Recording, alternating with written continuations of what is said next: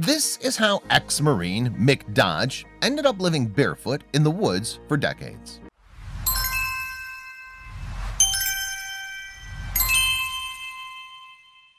Often referred to as the Barefoot Sensei or the Barefoot Nomad, Mick Dodge gained popularity when National Geographic aired the show The Legend of Mick Dodge.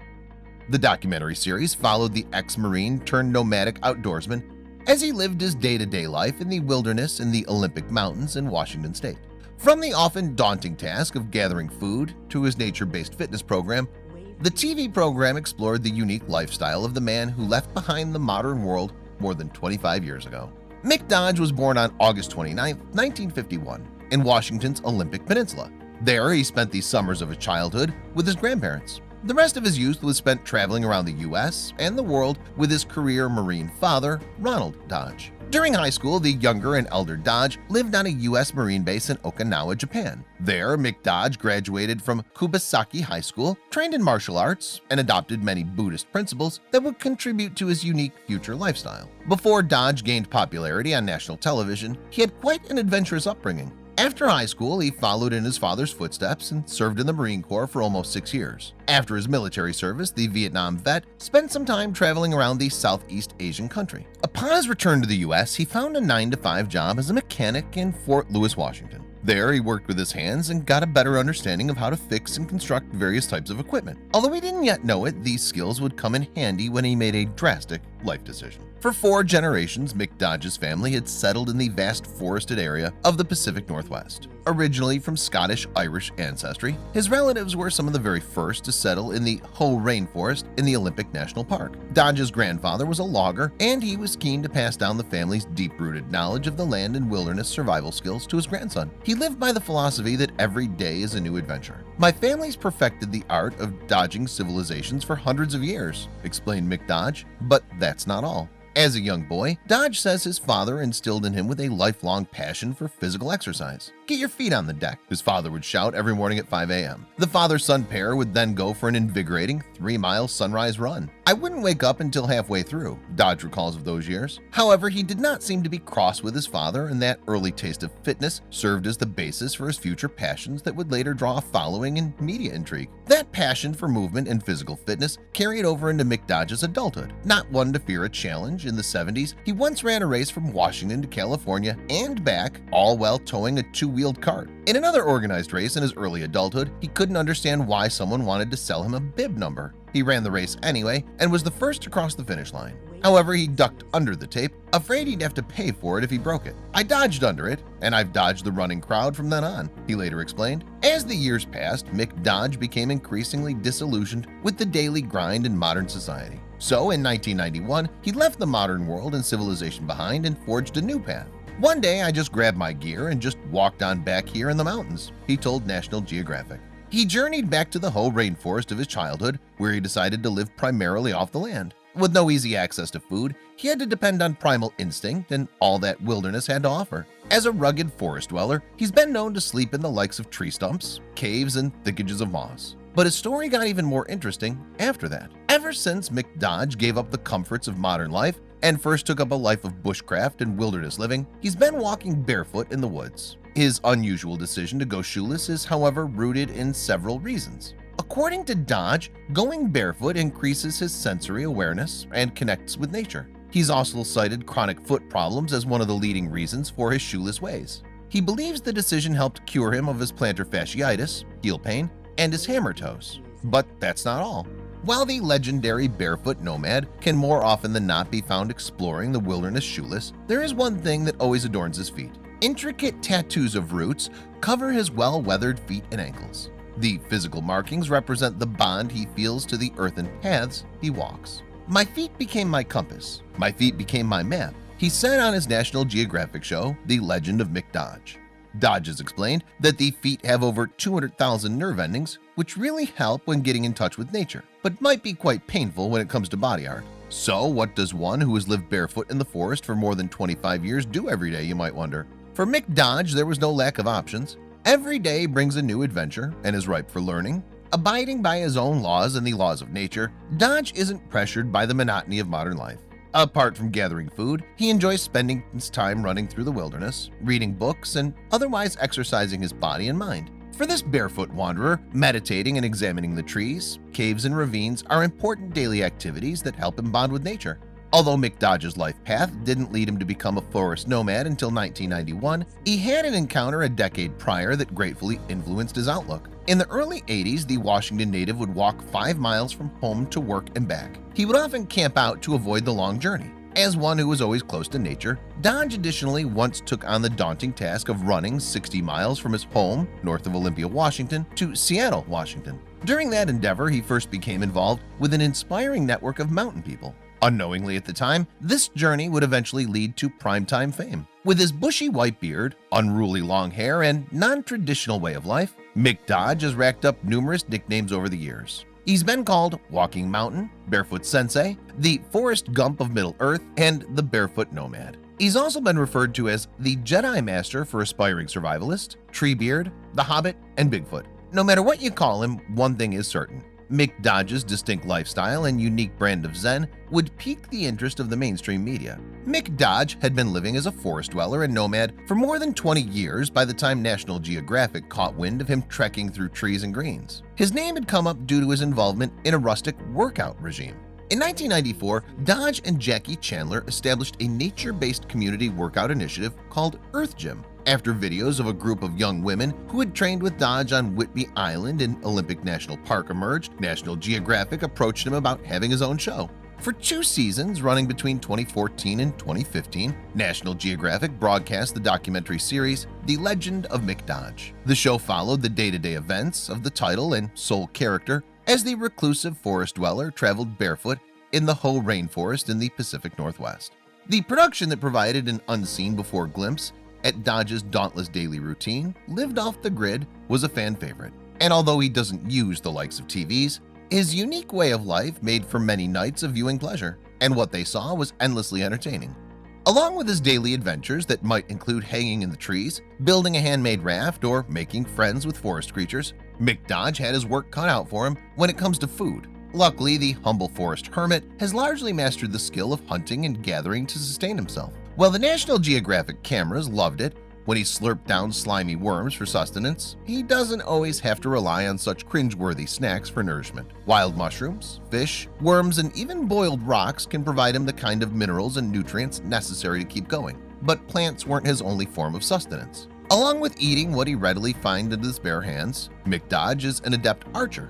And while Dodge considers himself a pacifist, he also acknowledges the primal hunting sense that is inherent in mankind. Taught by his grandfather, Dodge has explained that the hunger associated with fasting can enhance the primordial senses that are beneficial in hunter mode. With his bow in hand, a stealth Dodge, camouflage in a special suit of moss, will quietly wander the wilderness for hours, scouting for his next meal. Tediously and silently, the boss of the moss will scour the tree branches for an ample bird that he must strike with blunt precision for a good serving of protein-filled poultry. When summer rolls around in northwestern Washington, the legendary Mick Dodge gets in the festive mood and to brew his favorite forest beverage, jam juice. Using a self-invented apparatus he calls a berry picker, the industrious outdoorsman harvests berries for fermentation. He mixes a collection of blackberries, blueberries, huckleberries, and any other berries found in the forest, along with lemon flavor oxalis leaves and fresh spring water before heating the mixture and funneling it. He'll then bottle the elixir for some surefire forest fun or as a good for bartering. And what about those frigid Washington winters, you might ask? Although the Barefoot Sensei is able to pass most of the year scampering around serenely while barefoot, there are certain measures he must take when the temperatures drop. One winter, he almost lost his toes. He's been seen more than once on The Legend of Mick Dodge wearing buckskin boots. And although the National Geographic series that followed him only showed him in animal hides, he also reportedly owns some plastic garments to keep dry. Additionally, when the temperature drops too low, he warms up at his girlfriend's cabin. If you've seen an episode of The Legend of Mick Dodge, then you no doubt heard him repeatedly say his catchphrase, yoish. According to Dodge, the word is a multi-purpose term that he picked up from his sensei back in his high school days in Japan.